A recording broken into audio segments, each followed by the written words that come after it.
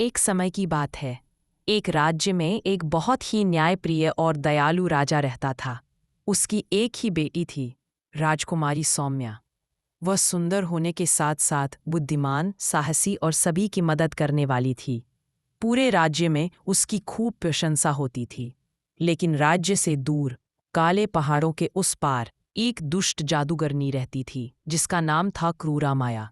वह लोगों के सुख दुख से जलती थी और हमेशा परेशानी पैदा करने के मौके ढूंढती रहती थी। राजकुमारी सौम्या रोज सुबह महल के बगीचे में टहलने जाती, पक्षियों को दाना खिलाती और फूलों से बातें करती। उसका दिल बहुत कोमल था। एक दिन उसने जंगल में घूमते हुए एक छोटी घायल चिड़िया देखी। राजकुमारी तुरंत उसे महल ले आई, उसकी मरहम पट्टी की और उसे ठीक कर दिया। उसी दिन दूर पहाड़ों से जादूगरनी ने यह सब देखा। उसे राजकुमारी की दयालुता अच्छी नहीं लगी। उसने मन ही मन सोचा, अगर यह राजकुमारी ऐसी ही लोगों की मदद करती रही तो सभी उसे मुझसे ज्यादा पसंद करेंगे। उसने राजकुमारी को नुकसान पहुंचाने की योजना बनाई। अगली सुबह राजकुमारी बगीचे में अकेली घूम रही थी कि अचानक एक बूढ़ी औरत उसके सामने प्रकट हुई।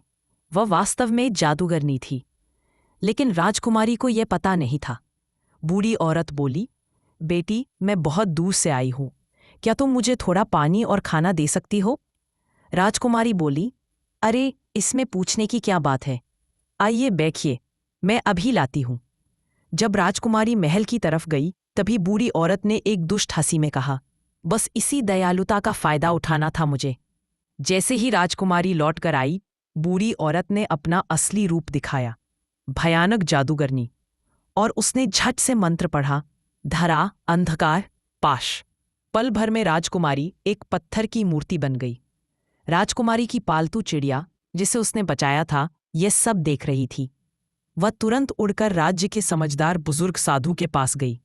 साधु ने कहा, इस जादू को केवल वही तोड़ सकता है जिसकी राजकुमारी पर सच्ची श्रद्धा और प्रेम हो। लेकिन सबसे कठिन काम है जादूगरनी की जादुई अंगूठी लाना। उसके मंत्रों की असली ताकत है। चिड़िया ने ठान लिया कि चाहे कुछ भी हो जाए, वह राजकुमारी को बचाएगी। काले पहाड़ों पर जादूगरनी का भयानक महल था। चारों तरफ जंगली जानवर, धुएं की लपटें और जादुई पहरेदार। लेकिन चिड़िया छोटी थी, वह हल्के से एक खिड़की के रास्ते अंदर घुस गई।